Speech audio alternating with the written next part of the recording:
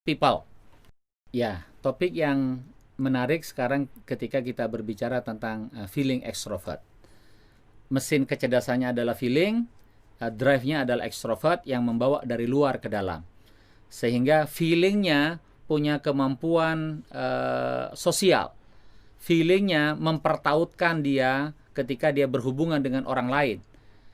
Orang feeling extrovert bukanlah orang yang memiliki kemampuan intrapersonal yang kuat, tetapi dia memiliki interpersonal yang kuat, memiliki hubungan relationship yang kuat. Dia berpikir dan merasakan tentang orang lain yang lebih besar ketimbang dia sekedar melakukan introspeksi kepada dirinya. Maka daya penerimaan orang lain menjadi ukuran apakah seorang feeling extrovert ini telah memaksimalkan kemampuannya atau tidak. Kalau dia punya sedikit teman, punya sedikit sahabat, ini menunjukkan bahwa rating social relationship-nya dia adalah rendah, dan itu berarti dia tidak menggunakan feeling extrovertnya dengan baik. Kenapa? Karena pada otaknya orang feeling extrovert itu adalah otak kohesif. Otak kohesif bila dikaitkan dengan berhubungan dengan orang lain. Jadi dia harus selalu mencari cara bagaimana dia mengkohesifkan dirinya dengan orang lain. Itu adalah feeling extrovert. Sehingga muncul hubungan sosial yang harmonis. Feeling extrovert, dia sangat mahir di dalam mendevelop sebuah hubungan sosial yang manis, yang cantik, yang harmonis, yang kompak, karena kemampuan komunikasinya dan daya kohesifnya tadi membuat setiap orang yang satu dengan orang yang lain seperti punya daya rekat. Nah, itu adalah kemampuan dari seorang feeling extrovert. Maka kalau orang feeling introvert tadi adalah layak menjadi sebagai seorang pemimpin besar, seorang king, maka feeling extrovert ini adalah dia seorang kingmaker. Dialah yang mencetak raja. Karena daya kohesifnya itu dia lebih mementingkan menempa orang, mendidik orang, menggembleng orang, nurturingnya terhadap orang lain, supaya kemudian banyak lahir kader dari tangannya. Ya, dia akan merasa nyaman jika hidupnya terkoneksi dengan orang lain. Dia merasa teralienasi, dia merasa terasing, dia merasa gagal dalam hidupnya kalau dia tidak terkoneksi dengan orang lain. Orang feeling extrovert, dia haruslah diperlukan oleh orang lain dalam konteks bahwa keberadaannya itu bermanfaat bagi orang lain, terutama dalam menyelesaikan persoalan-persoalan orang, persoalan-persoalan kemanusiaan, persoalan-persoalan personal kepada setiap orang. Mengapa? Orang feeling extrovert ini paling enak diajak curhat-curhatan. Ya, akan bisa panjang ceritanya kalau curhat-curhatan sama orang feeling extrovert. Di samping dia punya kemampuan listening yang kuat, dia juga punya kemampuan berbicara yang kuat. Jadi bersambut gayung lah. Sebagian dari waktunya mendengar, sebagian lagi dia waktunya berbicara, nyambung, udah itu curhat-curhatannya bisa berjalan dalam waktu yang lama. Nah, ini adalah feeling extrovert. Ngerumpi, paling enak memang bagi orang feeling extrovert. Ya, ngegosip paling enak bagi orang feeling extrovert. Ya, nah dari situlah muncul daya sosial yang kuat. Nah, feeling extrovert dia memiliki atensi yang sangat besar di dalam menempa orang, mencetak SDM, menjadi seorang kingmaker.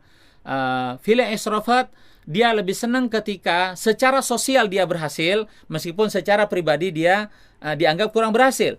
Dia akan senang kalau kemudian bisa mencetak para juara dan para orang hebat yang tiba-tiba menjadi someone dari no one gitu kan.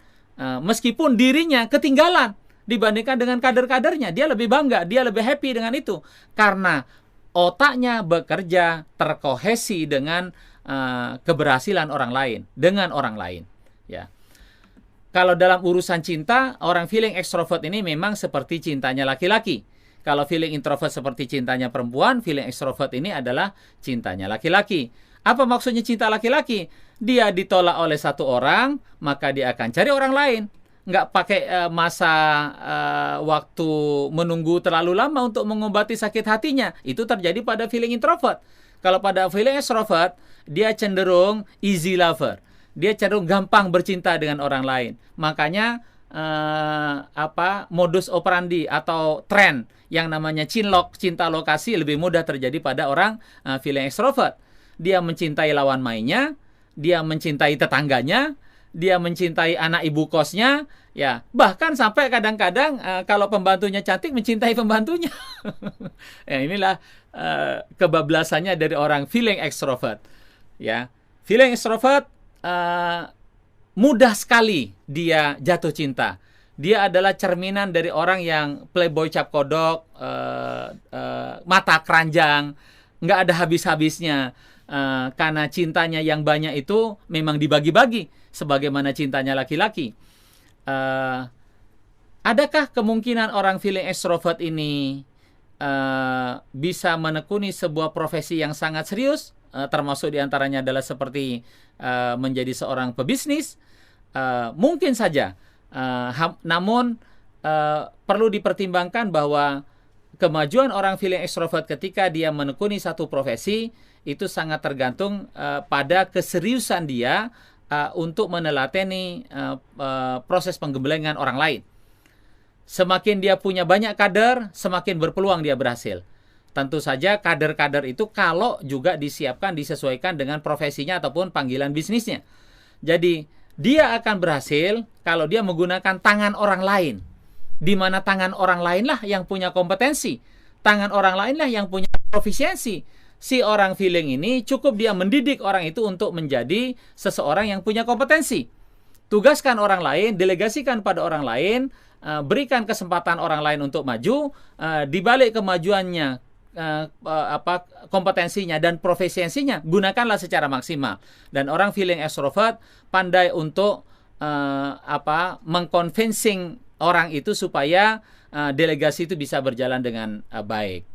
Nah, gimana caranya seorang feeling extrovert ini untuk naik kelas, meningkatkan leverage? Tentu saja adalah dia output sederhananya dilihat di kadetnya, lihat di kadernya, dia lihat di tempaannya, lihat di mentinya, lihat di anak buahnya. Anak buahnya masih kelas-kelas itu saja apa tidak gitu kan? Kalau dia hanya mengkader anak SMP terus nggak naik level dia, maka dia mesti naik level ke level yang lebih tinggi. Jadi bukan hanya semata-mata jumlah orangnya yang lebih banyak, tetapi dia pada kualifikasi yang lebih baik. Kalau dia mengkader seorang atlet yang atletnya level nasional, maka disitulah kelas dia. Ketika dia mengkader orang pada level dunia, maka naiklah level dia. Nah, jadi feeling extrovert kemampuannya sangat diukur kepada seberapa hebat orang yang dikadernya. Seberapa banyak dia bisa menjadikan seorang king. Kingnya di level yang seperti apa? Nah, itu adalah feeling extrovert.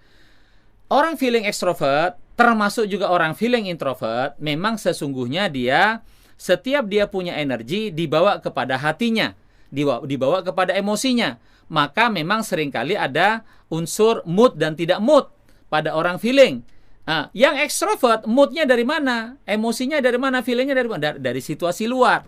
Kalau situasi luar bertepuk tangan memanggil dia karena dia menjadi sangat diperlukan, maka dia datanglah dengan gagah berani sebagai seorang pahlawan yang dirindukan oleh orang sekitarnya, dan di situ dia merasa terpanggil untuk melakukan sesuatu. Di mana berperannya? Pasti selalu akan berfokus di bagian SDM untuk meningkatkan kemampuan orang lain menjadi lebih tinggi dari sebelumnya. Demikian juga kalau dia menangani persoalan-persoalan sosial kemasyarakatan, maka dia akan selalu mengatakan sesuatu yang oleh orang lain bahkan dipikir tidak mungkin, yaitu membawa kepada leverage yang lebih tinggi.